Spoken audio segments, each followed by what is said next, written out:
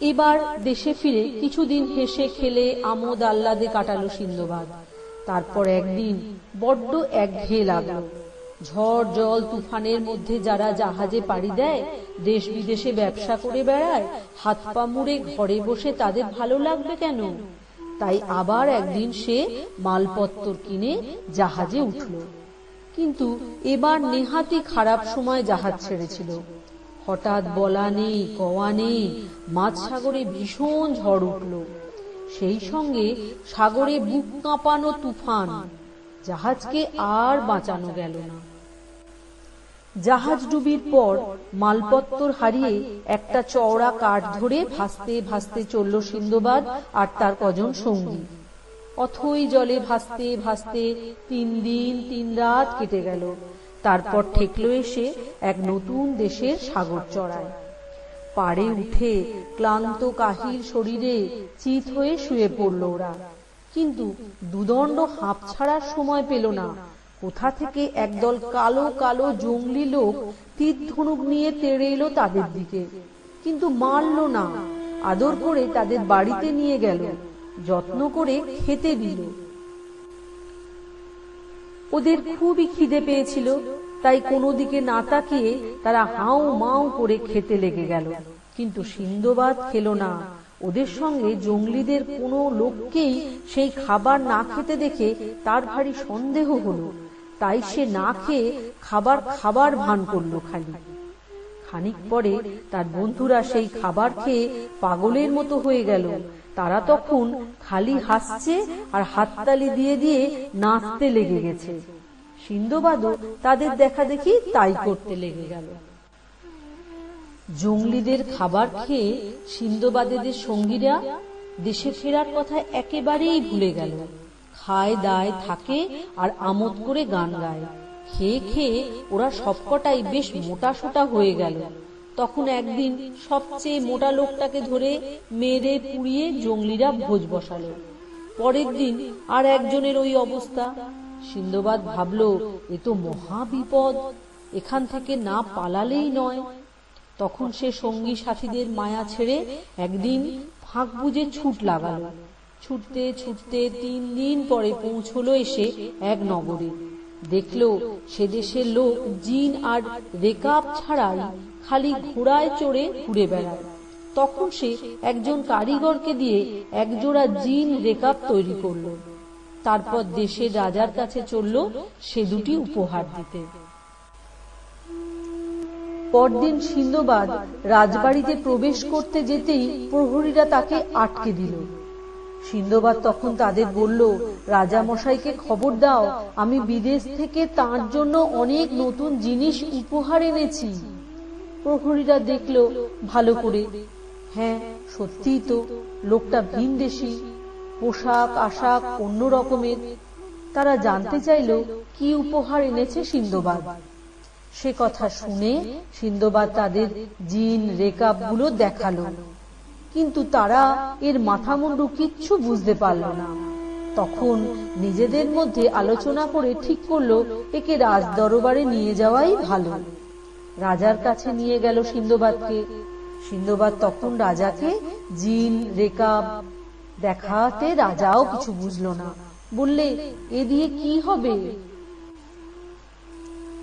পরদিন সিন্দবাদ রাজবাড়িতে প্রবেশ করতে যেতেই প্রহরীরা তাকে আটকে দিল। সিন্দবাদ তখন তাদের বলল, রাজা মশাইকে খবর দাও, আমি বিদেশ থেকে তার জন্য অনেক নতুন জিনিস উপহার এনেছি। প্রহরীরা দেখল ভালো করে, হ্যাঁ সত্যিই তো, লোকটা ভিনদেশী, পোশাক আশাক অন্য রকমের। তারা জানতে চাইল কি উপহার এনেছে সিন্দবাদ। সে কথা শুনে সিন্দবাদ তাদের জিন রেকাব গুলো দেখালো, কিন্তু তারা এর মাথা মুন্ডু কিচ্ছু বুঝতে পারল না। তখন নিজেদের মধ্যে আলোচনা করে ঠিক করলো একে রাজ দরবারে নিয়ে যাওয়াই ভালো। রাজার কাছে নিয়ে গেল সিন্দবাদকে। সিন্দবাদ তখন রাজাকে জিন রেকাব দেখাতে রাজাও কিছু বুঝলো না। বললে, এ দিয়ে কি হবে? সিন্দবাদ তখন রাজার ঘোড়ায় জিন রেকাব বসিয়ে দিল। রাজা তখন সেই ঘোড়ায় চড়ে খানিক ঘুরে এসে বললে, বাহ, ভারী আরাম তো। যাও, তুমি আমার দেশে যত ঘোড়া আছে তাদের জন্য এই রকম তৈরি করো। সিন্দবাদ তখন ফলাও করে এক জিন রেকাব তৈরির কারখানা করে ফেলল।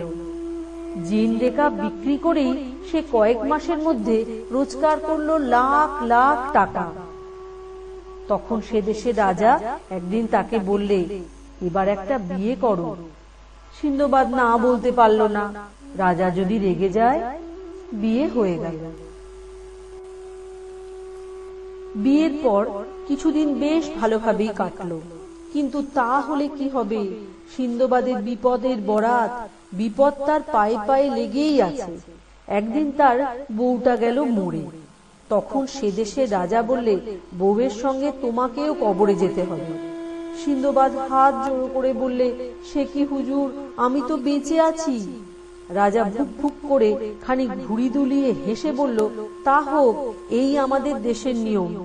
সিন্দবাদ শেষ চেষ্টা করল, বললে, হুজুর, আমি তো বিদেশি।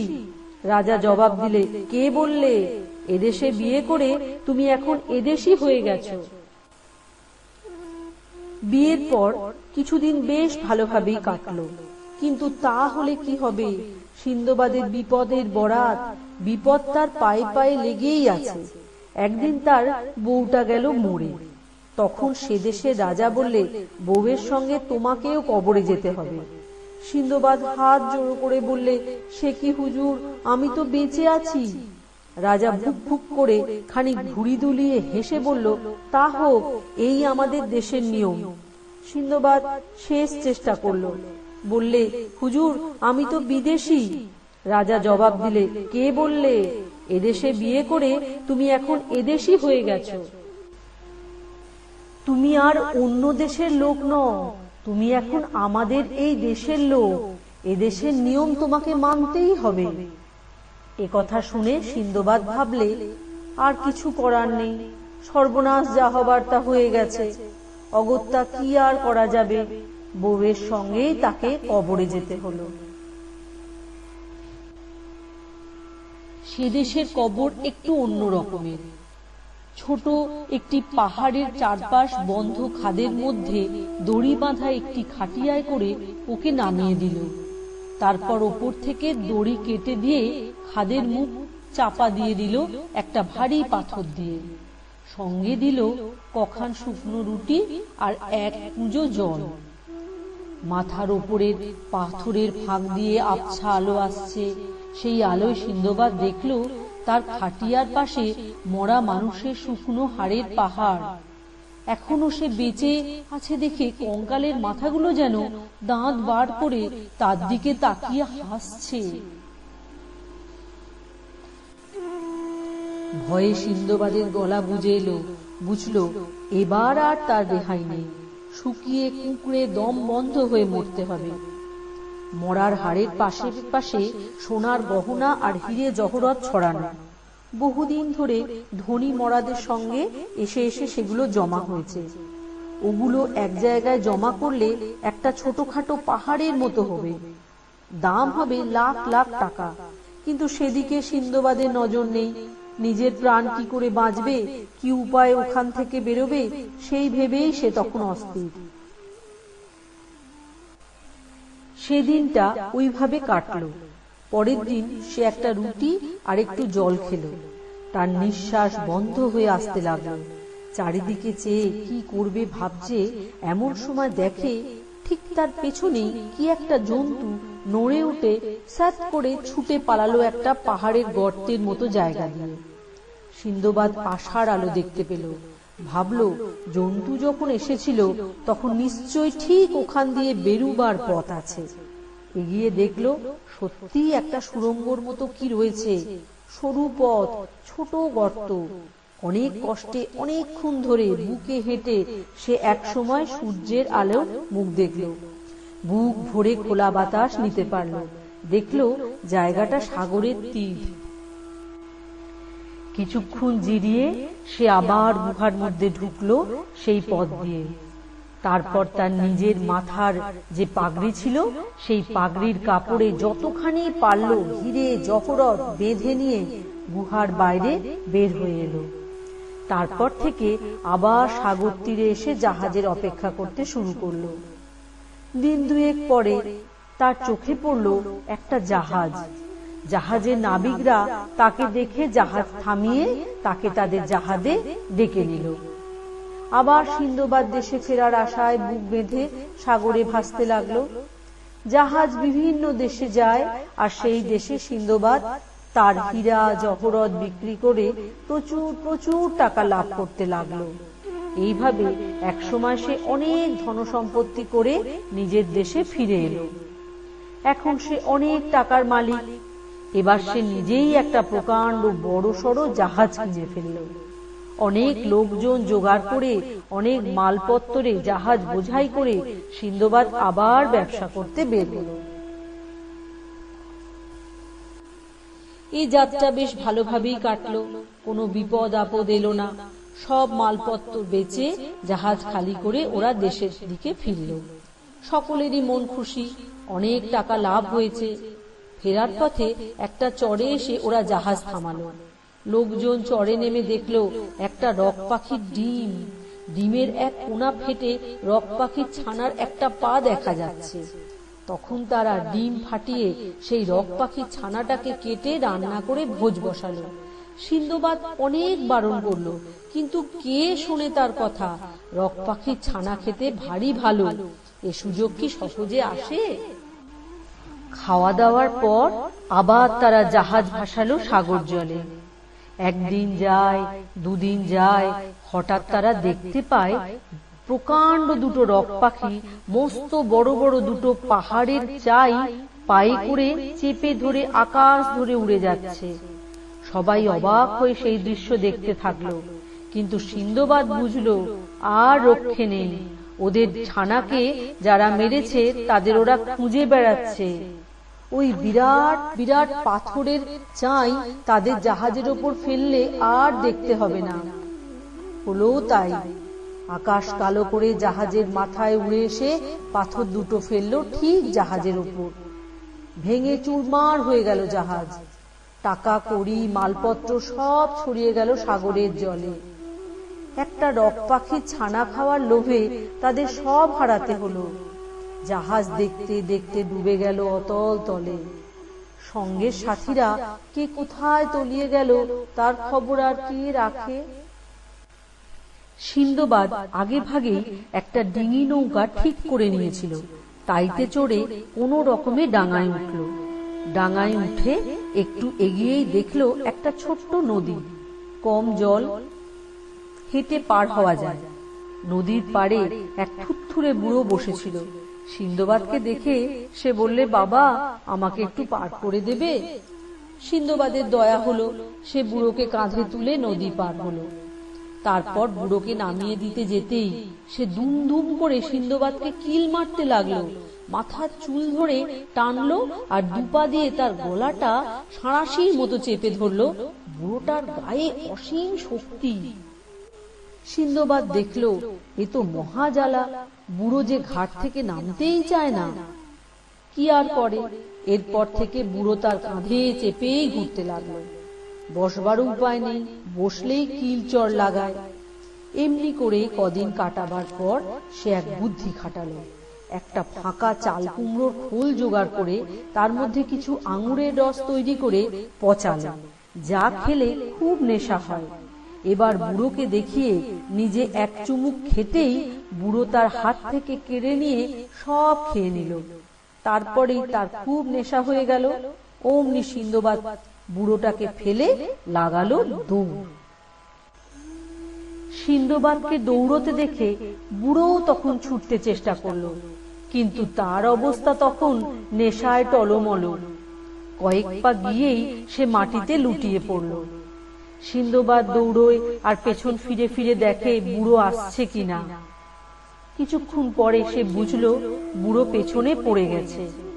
তা সত্ত্বেও সে দৌড়তে দৌড়তে সাগর তীরে চলে এলো। দেখলো সেখানে বেশ কয়েকটা জাহাজ নোঙর করা আছে। জাহাজের নাবিকেরা সাগর পাড়ে নারকেল গাছগুলোকে টিপ করে পাথর ছুটছে। নারকেল গাছগুলোতে অনেক হনুমান বসেছিল, তারা নিচের লোকগুলোকে পাথরের পরিবর্তে নারকেল ছুঁড়ে ছুঁড়ে মারছে। এমনি করে অনেক নারকেল জোগাড় করে জাহাজ ভর্তি করে ওরা রওনা দিল। সিন্দবাদও তাদের সঙ্গে জলে ভাসল। সে যাত্রা নারকেল বিক্রির ভাগের টাকা সিন্দবাদও বড় কম পেল না। তাকে বগদাদ শহরে নামিয়ে দিয়ে জাহাজ চলে গেল।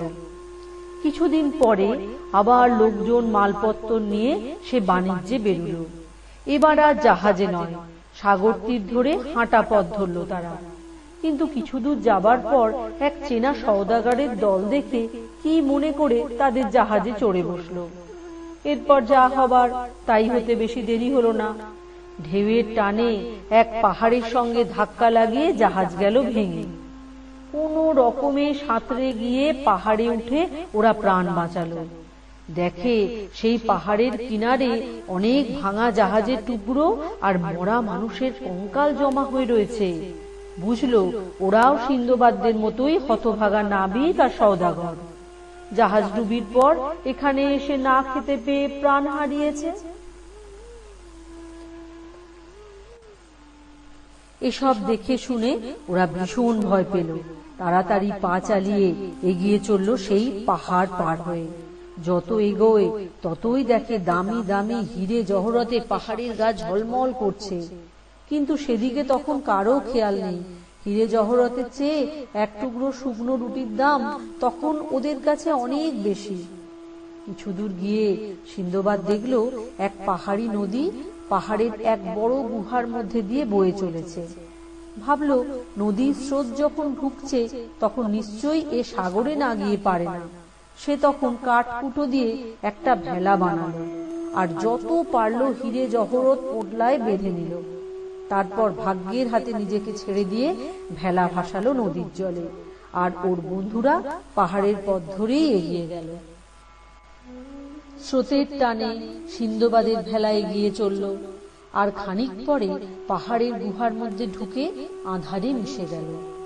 গুহার মধ্যে দিয়ে সিন্দবাদের ভেলা ভেসে চলেছে। চারিদিকে অন্ধকার আর অন্ধকার। দিন কি রাত তা বুঝবার উপায় নেই। সেই আধারের মধ্যে ভাসতে ভাসতে একসময় তার দু চোখ জড়িয়ে এলো। ভেলায় শুয়ে ঘুমিয়ে পড়ল। ঘুম যখন ভাঙল দেখে কোথাকার কোন এক পাড়ে এসে ঠেকেছে সে, আর একদল লোক তার ভেলাখানা ঘিরে দাঁড়িয়ে আছে। তারা সিন্দবাদকে বিদেশি লোক দেখে তাদের রাজার কাছে ধরে নিয়ে গেল। সে দেশের রাজা লোকটা নেহাত খারাপ নয়। সিন্দবাদের পরিচয় পেয়ে বললে, তোমাদের বগদাদের বাদশাহ হারুন অল রশিদের নাম শুনেছি। ভালোই হলো, তুমি যখন এসেছো তখন তোমাদের বাদশার জন্য আমি সামান্য কিছু উপহার দেব, নিয়ে যাও। এই বলে রাজা এক জাহাজ ভর্তি দামি দামি উপহার আর হিরে জহরত দিল সিন্দবাদকে। সঙ্গে বাদশাকে দেবার জন্য একটা চিঠিও দিল। সেই সব নিয়ে সিন্দবাদ দেশে ফিরল। আর বাদশাহ হারুন অল রশিদের সঙ্গে দেখা করে উপহারের জিনিসপত্র আর চিঠিখানি দিয়ে দিল তাকে। বাদশাহ খুশি হয়ে অনেক ধন দৌলত বকশিশ দিল সিন্দবাদকে। কথায় বলে, রাজা বাদশার খেয়াল। কি খেয়াল হলো, কদিন পরে হারুন অল রশিদ ডেকে পাঠালেন সিন্দবাদকে। বললেন, আমার জন্য যিনি এত উপহার পাঠালেন তাকেও তো আমার কিছু দেওয়া উচিত। আর তুমি ছাড়া সে দেশের পথ জানেই বা কে। যাও, আমার এই উপহার নিয়ে যাবার জন্য তৈরি হয়ে নাও। সিন্দবাদ না বলতে পারল না। বাদশার উপহারের জিনিসপত্র আর চিঠি নিয়ে জাহাজ ভাসালো। হারুন অল রশিদের চিঠি আর উপহার পেয়ে সে দেশের রাজা ভারী খুশি। সিন্দবাদকে অনেক ধন দৌলত বকশিশ দিল। তারপর দেশের দিকে জাহাজ ফেরালো সিন্দবাদ। কিন্তু ফেরার পথে হলো আবার এক মহাবিপদ। জলদস্যুরা তার ধন দৌলত জাহাজ সব লুট করে নিল। শুধু তাই নয়, তাকে ধরে নিয়ে গিয়ে বিক্রি করে দিল এক সওদাগরের কাছে। সেই সওদাগরের ছিল হাতির দাঁতের ব্যবসা। জঙ্গলে গিয়ে হাতি মেরে তার দাঁত আর হাড় নিয়ে গিয়ে বেচত। সিন্দবাদকেও এবার সেই কাজে লাগিয়ে দিল। সওদাগরের কথা মতো সিন্দবাদ একদিন জঙ্গলের এক গাছের ওপর থেকে বিষের তীর ছুঁড়ে একটা হাতি মারল। খবর পেয়ে সওদাগর এসে মরা হাতির গজদাঁত দুটো কেটে নিল আর হাতিটাকে মাটি চাপা দিয়ে রেখে দিল, পরে তার হাড়গুলো নেবে বলে। পরের দিন সওদাগর আবার তাকে পাঠালো হাতি মারবার জন্য। সেদিন কিন্তু মহা বিপদ ঘটল। একদল হাতি এসে ঘিরে ধরলো গাছটা।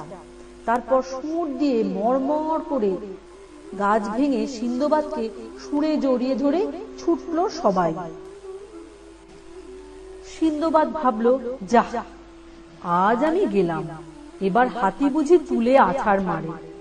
কিন্তু হাতিরা ওকে কিচ্ছু বললে না, জঙ্গলের অনেক ভেতরে নিয়ে গিয়ে এক জায়গায় তাকে নামিয়ে দিল। সিন্দবাদ অবাক হয়ে দেখলো তার চারপাশে পাহাড়ের মতো জমা হয়ে রয়েছে যত মরা হাতির কঙ্কাল আর দাঁত। সিন্দবাদ বুঝলো এটা একটা হাতিদের কারখানা ছাড়া আর কিছুই নয়। সে দেখলো যে হাতিগুলো তাকে এনেছিল তারা একে একে চলে গেল। এত মরা হাতি থাকতে তোমরা আমাদের কেন মারছো, এই যেন বলতে চাইল হাতিরা। সে তখন দৌড়ে গিয়ে সওদাগরকে খবর দিল। সিন্দবাদের সঙ্গে এসে সব দেখে শুনে সওদাগর তো অবাক। বললে, আরে কি তাজ্জব ব্যাপার, এই হাতির কবরখানার কথা তো আমরা জানতাম না। এবার এই হাড় আর দাঁত বেচে আমি লাখ লাখ টাকা পাবো, একেবারে রাজা হয়ে যাব। সিন্দবাদ ফাঁক বুঝে তখন বললে, তাহলে আমাকে এবার ছেড়ে দিন। সওদাগর বললে, শুধু হাতে কি তোমাকে ছাড়া যায়? তুমি আমাকে যা দৌলতের খবর দিলে, এক জাহাজ হাতির দাঁত তুমিও নিয়ে যাও। তাই হলো, একখানা বড় জাহাজ ভর্তি হাতির দাঁত নিয়ে রওনা দিল সিন্দবাদ। সেই হাতির দাঁত দেশ বিদেশে বিক্রি করে তার লাখ লাখ টাকা হলো। তারপর একদিন পকেট বোঝাই করে বগদাদে ফিরল সে। দেশে ফিরে বাদশাহ হারুন অর রশিদের সঙ্গে দেখা করলো সিন্দবাদ। বললে তার উপহার আর চিঠি ঠিক ঠিক পৌঁছে দেবার কথা। বাদশাহ খুশি হয়ে সিন্দবাদকে আবার অনেক টাকা বকশিশ দিলেন। সেই থেকে সিন্দবাদ ঠিক করলো যে জাহাজে চড়ে আর বাণিজ্যে বেরোবে না, জলপথে অনেক বিপদ। এরপর থেকে হাঁটা পথে বেরোতে শুরু করলো। তাই সিন্দবাদের গল্পটিও আমার ফুরলো।